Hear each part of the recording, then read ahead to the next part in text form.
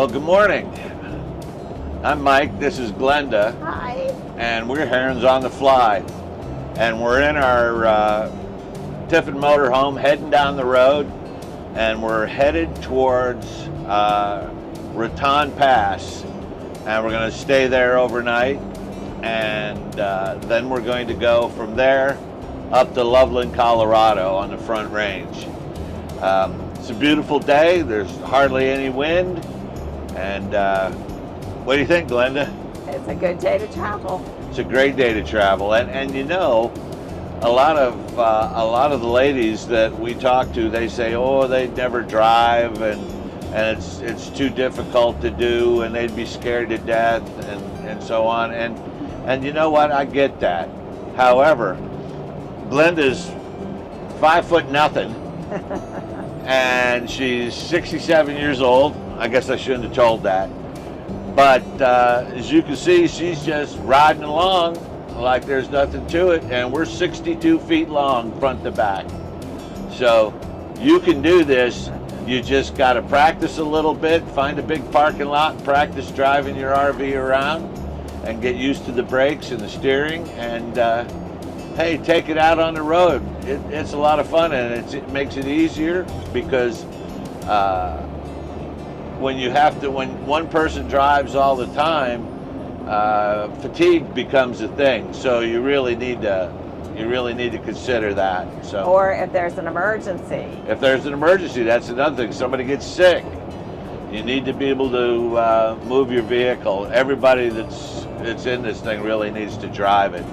It's not that difficult, just a little practice, and you certainly can do that. So, do you like driving? I do like driving. It's, you know, I don't drive for probably more than an hour and a half at a time, but I enjoy it. And just check with the state that you live in, where your driver's license is, to see if you need any kind of special driver's license. We had to go and take non-CDL Class B tests, and so that we make sure that if we had an insurance claim, that it would be okay because we followed the rules and we have the correct driver's license.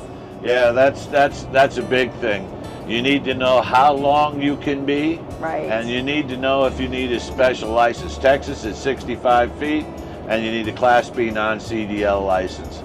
We'll show you some more pictures from the road as we go, and give you some tips and things that we've learned over our 5 years of RVing. 5, we're on 6. That's right. Holy mackerel. Time flies when you're having fun. Well, we've had some real adventures this trip so far. I'm telling you, Glenda. Well, just this leg of the trip. We were in Oklahoma City in Yukon, and we stay at Mustang Run RV Park. Something new that we learned is if you're traveling in the spring through the heartland, you might want to ask if they have a tornado shelter. Oh, yeah. The tornado sirens went off while we were at the park, and at like 9 o'clock at night too. Yes. It was evening. And we went over and assessed everything and talked to everybody else that was collecting around the underground tornado shelter with all their pets. And all their pets. Yeah. Cats, dogs. I think there were more animals than humans in the tornado shelter with us. I think there was a chinchilla in there. One thing I did learn through that experience was I probably should have grabbed my purse, and Mike probably should have had his wallet with him, and medicine. If there's severe weather in your area, you want to kind of make a go bag. Have a flashlight with that's fully charged or has fresh batteries in it. You know, put all that together and have all of that together in a go bag. And you know, even a couple bottles of water or tea or something. You know, you just got to be prepared. You got to be watching. We left there. We stopped to get diesel. And you can tell that story. Well, we stopped to get diesel, and it was kind of a strange pull-in. It was at a Love's, and it was kind of a strange pull-in. It had a little angle to it. and we were somewhere close to the middle of where you pull in to get, you know, to the pumps. And we're sitting there about 10 feet from the truck in front of us, and all of a sudden the coach jumped, and this loud metallic noise, and a guy with a car hauler, a truck with a car hauler on the back of it with a half a dozen cars, clipped our trailer and took out the passenger side tail light. We had to repair that to where it wasn't flopping around and blow off in the breeze going down the road, and try and make sure we had some kind of tail light. So what did we have? We had Gorilla Tape. That stuff is, you cannot do without a roll of Gorilla Tape. So make sure you stop and get yourself a roll of Gorilla Tape, or order it online.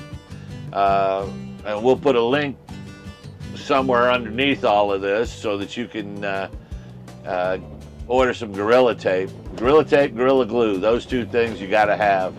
But so I patched it up and took out the hammer and tried to beat it to where somebody behind us could see the tail light, and made sure the lights were working. And here, off down the road we went again. And because we're going to wind up in Loveland, Colorado, I contacted a trailer repair, and they're going to fix it on Friday. So yeah, it's just another one of those things. So you got to stay flexible. You got to work the problem. Work the problem. Don't get upset.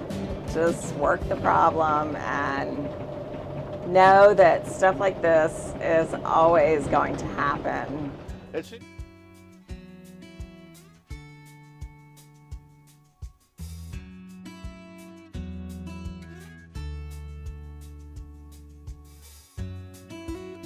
We have another freaking flat tire.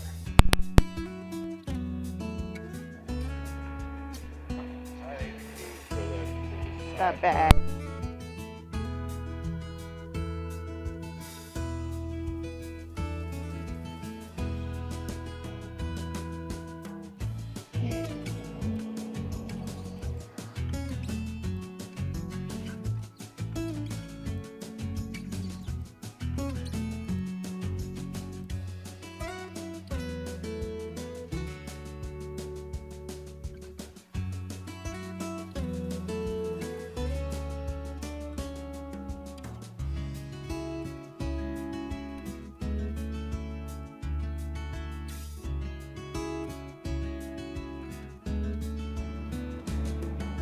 All right, Mike's got the tire changed, fortunately.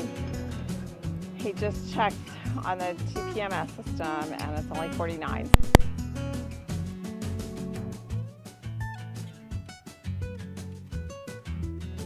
It seems like there's always something that occurs. Right. I mean, even when things are going good for you, something crazy happens, because we were having a great day riding down the road.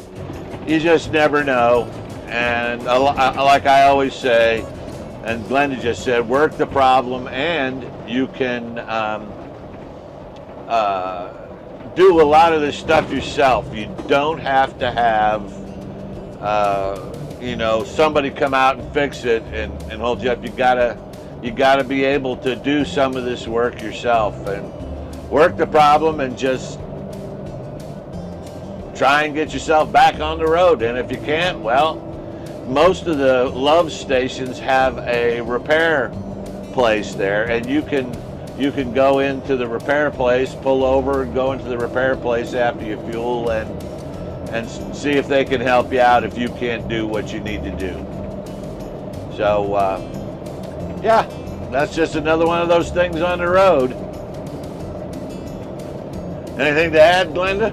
Well, like I said, stay flexible, because of the storms in the heartland with all the tornadoes. We've totally changed our route to get up to Colorado. We were going to go up through Kansas, and instead of doing that, we decided to head directly west and get closer to the Front Range and go up a different way. Yeah, go north that way. So anyway, all right, well, enough of that.